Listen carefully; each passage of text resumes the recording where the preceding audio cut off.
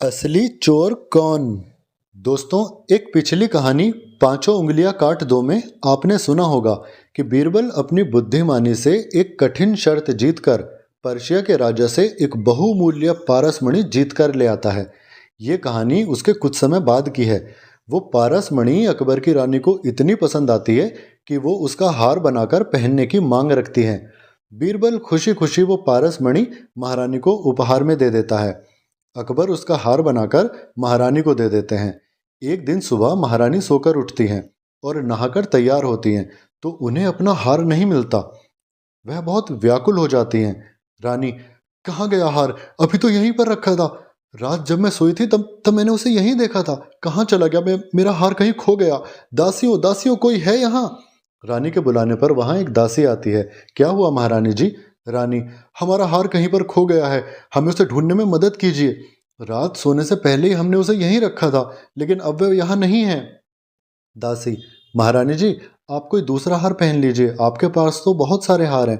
रानी, नहीं नहीं, बिल्कुल नहीं, वो हार बेशकीमती है। हमारे पूरे राज्य में ऐसा पारसमणि नहीं है और हमें वो जहाँपनाह ने बहुत प्यार से हार में जड़वा कर दिया था। हमें वही हार चाहिए, कोई और दूसरा नहीं चाहिए। राजा अकबर तब तक ये खबर पहुंचती है। वो रानी के पास जाते हैं और सिपाहियों को हार ढूंढने का आदेश देते हैं। सिपाहियों ने सब जगह ढूंढ लिया, लेकिन हार कहीं पर नहीं मिला। अकबर, अब मामला थोड़ा गंभीर है। सिपाहियों, बीरबल को अभी हमारे पास बुलाया जाए, हमें वो हार आज रात ही चाहिए।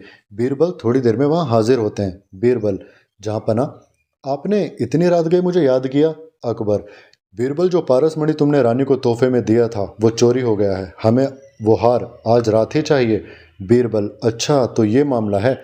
जहाँपना, एक बात तो पक्की है, चोर कोई सिपाहियों या दासियों में से ही है। इस बात का पता लगाने के लिए मुझे अपने खास दोस्त को बुलाकर लाना पड़ेगा। अकबर, दोस्त? कौन सा दोस्त?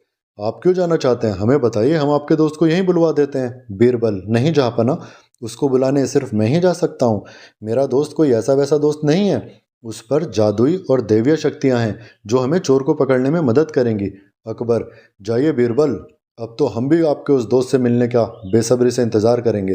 बीरबल, जहाँपना, आप बस रानी के कमरे में पहरा देने वाले सिपाहियों और दासियों को बुलवाइए, मैं अभी अपने दोस्त को लेकर आता हूँ। तभी थोड़ी देर में बीरबल एक गधे को लेकर महल में आते हैं।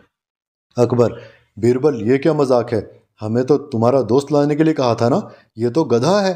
बीरबल, जी जहाँपना, यही मेरा दोस्त है जिसे जादुई शक्तियाँ आती हैं, यही हमारी चोर को पकड़ने में मदद करेगा। अकबर, अरे ये कैसे तुम्हारी मदद करेगा? ये तुम्हें कैसे बताएगा कि चोर कौन है?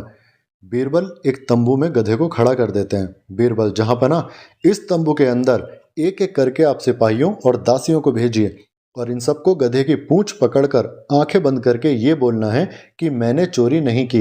ध्यान रहे, पूंछ सीधे हाथ से 1 मिनट के लिए कसकर पकड़नी है। जब ये सारे लोग गधे की पूंछ पकड़ लेंगे तभी मेरा दोस्त बताएगा कि चोर कौन है। अकबर, ठीक है, सिपाहियों और दासियों, आप सभी लोग एक एक कर गधे की पूंछ पकड़िए। और फिर सभी सिपाही और दासी गधे की पूंछ पकड़ते हैं। बीरबल, अब मैं अपने दोस्त से पूछकर आता हूँ कि चोर कौन है।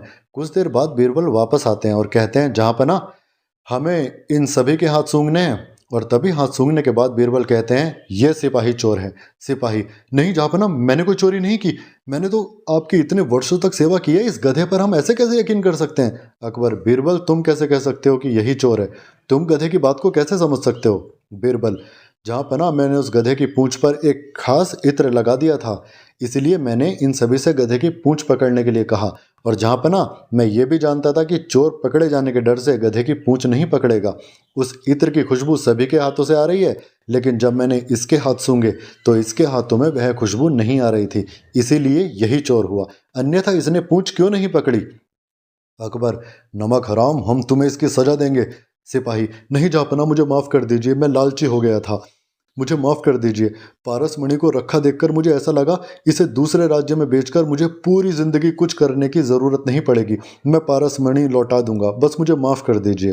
अकबर, नहीं, तुम्हें माफ़ी नहीं किया जा सकता, जिस थाली में खाते हो उसी में छेद करते हो। सिपाहियों, ले जाओ इसे काल कोठरी में डाल दो। बीरबल ने एक बार फिर अपनी चतुराई और सूझबूझ से चोर को पकड़वा दिया। दोस्तों, ये कहानी आपको पसंद आई है तो प्लीज़ चैनल को सब्सक्राइब करना मत भूलिएगा ताकि ऐसी कहानी आने पर आपको पता लग सके। धन्यवाद।